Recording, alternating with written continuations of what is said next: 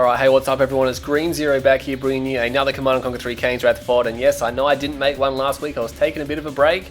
Hope you all enjoyed the top 10 footage though. That video took quite a while to make anyway. I hope you all enjoyed that one. And now I'm back straight in to do some casts here. And this is pretty much the first full-length game for this year. And it is the 15th of January today. And I know it took a while here. I was having a bit of a break. Calm down, calm down. I'm still here. Anyway, some other big news on GameReplays.org is we have a new commentator, DJ Chill, who has so far shown us that he's willing to produce multiple videos. If you want to see some of him, head on over to GameReplays.org, find the videos tab, and you can find games from him. He's pretty good. Hopefully get him some more support over there. Anyway, let's jump into this game. You want to see a game, you've all been writing me messages and stuff saying what's happening, we haven't had a game in ages. So here we go, trying to get some more footage up here. We have MotiVatioN and JonyCalcinha2. MotiVatioN is Steve Nash, 13, and he is on the bottom here on Tournament Dust Bowl. You can see here he has drawn it's a random v random, but Steve Nash is obviously ZOCOM there, as I saw in the names before. Whoa, what is that? A little bit of frameage there, I'm not sure what's going on. And obviously we have JonyCalcinha, who has not gone for a power plant. Probably the leading player from Brazil here. He's a pretty smooth player. He's definitely top 20 all the time. I really like to play against this guy. He's pretty cool. He is going straight for a ref, obviously, if I haven't already said that already. And we have Steve Nash sending double rifles there. He sent a rifle either side down the guts as well. And he's going for one of the spikes here now. He's going to be happy to find that Johnny hasn't obviously gone for any of them. Johnny doesn't know what faction Steve Nash is, and Steve Nash doesn't know what faction Johnny is, so that was pretty risky to go for the spikes, especially sending just 2 squads. I mean, if he was a Scrin faction and he sent like 4 or 5 buzzer swarms down there, he could have definitely lost his engineer. You can see the engineer is lagging behind a little bit. I would have thought the engineer would be a bit closer by now, but obviously a little bit slow there. He may have used his barracks to build more rifleman squad, because it is better to build them from your barracks than it is to draft towers, because it's the same price, and then when you sell your barracks you get one for $50 cheaper. So anyway, we have the buggy out here by JonyCalcinha. Is Steve Nash going to dig a foxhole? As soon as you see a buggy in this situation, you usually want to dig a foxhole, and he's not. Yeah, it's too late here. He's going to lose his whole squad. As soon as you see the buggy, yeah, you cancelled it then. As soon as you see the buggy come out or nearby, instantly start digging a foxhole, because then you'll dig it before the buggy can kill you, and it just delays the buggy. He tries to kill your scouts, can't kill them. They get in the foxhole, then all of a sudden his scouting's heavily delayed. He's going to find that Steve Nash is ZOCOM here. Once he sees those rocket harvesters, that's all he's going to need. Steve Nash is obviously aware that it's either Nod or Mock here. I'm not even sure what JonyCalcinha is yet. He hasn't actually drafted any scouts or done anything to show what faction he is. If we click on his Raider buggy there, we can see he has laser capacitors and EMP coils, so he must be Nod Vanilla, because they're the only faction that can get laser capacitors here. 3 harvesters out for Steve Nash. I'm expecting Johnny to be ahead. He is ahead because he obviously didn't go for a barracks or anything like that. Problem with that though is that Steve Nash is now benefiting from a spike. It's just 1 spike, so it's not massive or anything like that. It's a tiny little bit of an edge. I mean, it's going to matter in the long run, but he's just not going to feel it. If he had both of them though, that would be much more significant, because Johnny, don't forget, doesn't have any spikes. So if he had 2 and Johnny had none, that would really be helping his economy go along nicely, especially if he held them all game.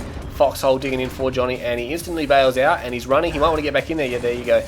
Now, I'm not sure if anyone is aware of it, but if you dig a foxhole, it's better to bail the scouts out and put them back in if there's a unit looking to crush them, because if you order a formation move or a crush move over the top of the rifleman squads, before they finish the foxhole, they'll actually go and crush them regardless of whether or not the foxhole is finished or not. So you might want to bail them out, put them back in. That fixes that little bug. It's kind of borderline exploit now, because you can use it to benefit yourself, and probably wasn't a good idea me telling you how to do that, but please don't do it. It's probably not good.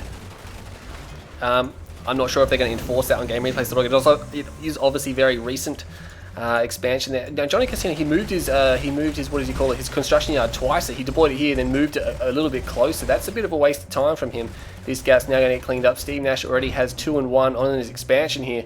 Did he go for the other spike? No, you would have thought he would have sent out an engineer over there. Probably would have been worthwhile. We have dual war factory. I'm not sure if Steve Nash has noticed there's 2 war factories there. They are right side by side. It's going to be bike buggy, and this is a pretty good map for it. It's nice and open. He can flank around. He can hurt the ZOCOM player. Problem though, and I guess JonyCalcinha not used to playing a lot of ZOCOM, against a lot of ZOCOM I should say, the rocket harvesters are really going to hurt here, because they're going to be able to destroy the bikes, and that's really what he needs to destroy the harvesters with.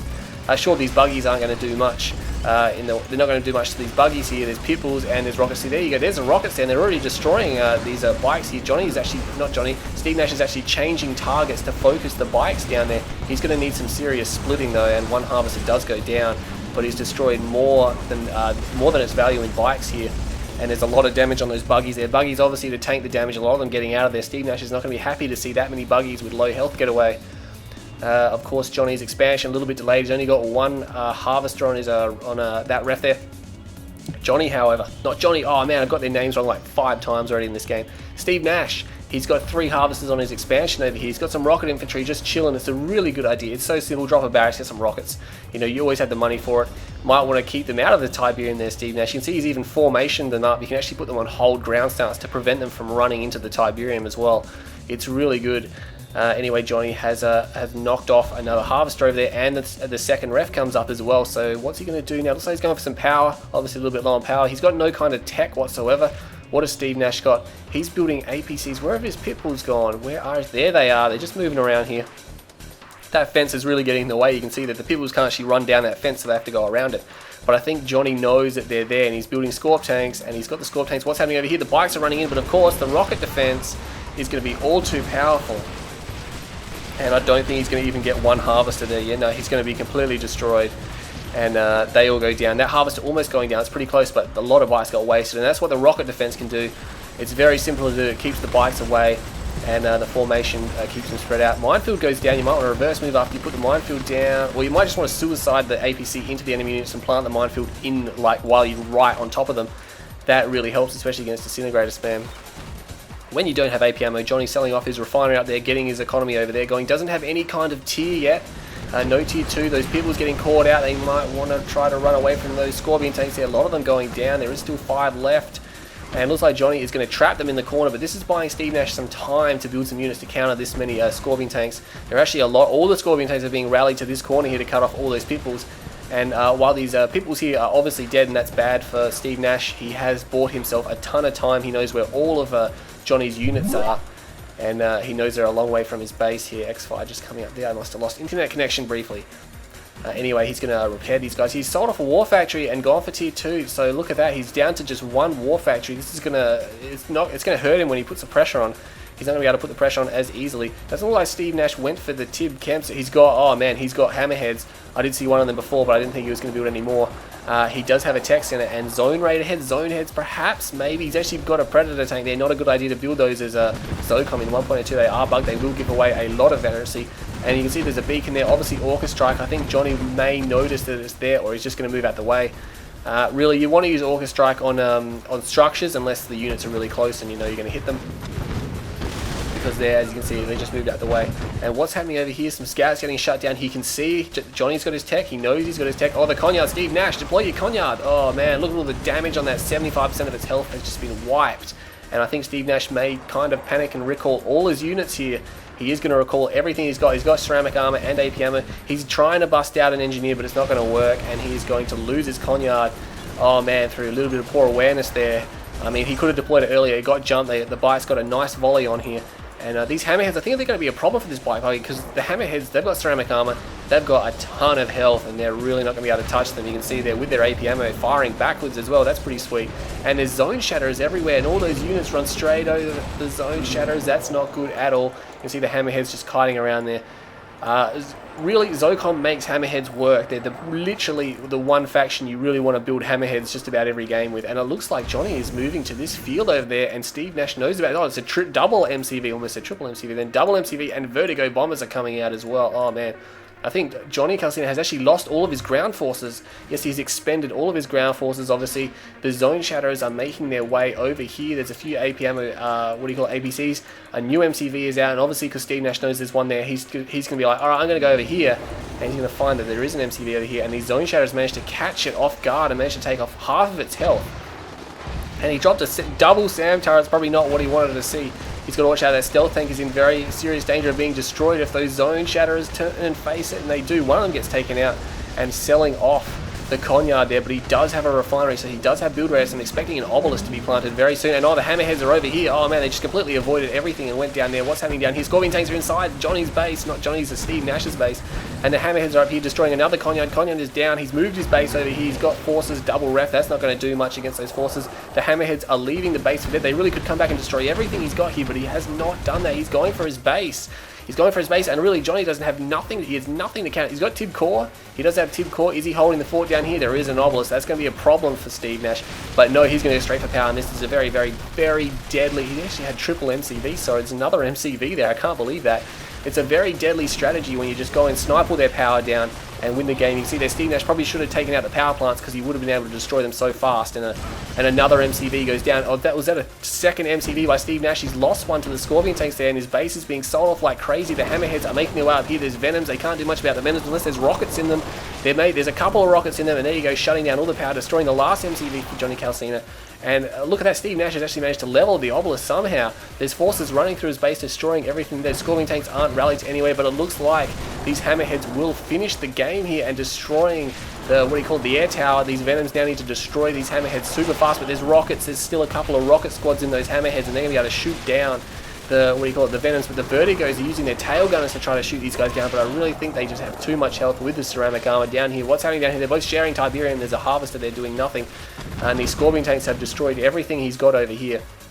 He needs to recall these Scorpion tanks to destroy the last structures before these hammerheads decide to get up there, and this is going to be the last production structure for Johnny, and it's just about to go down.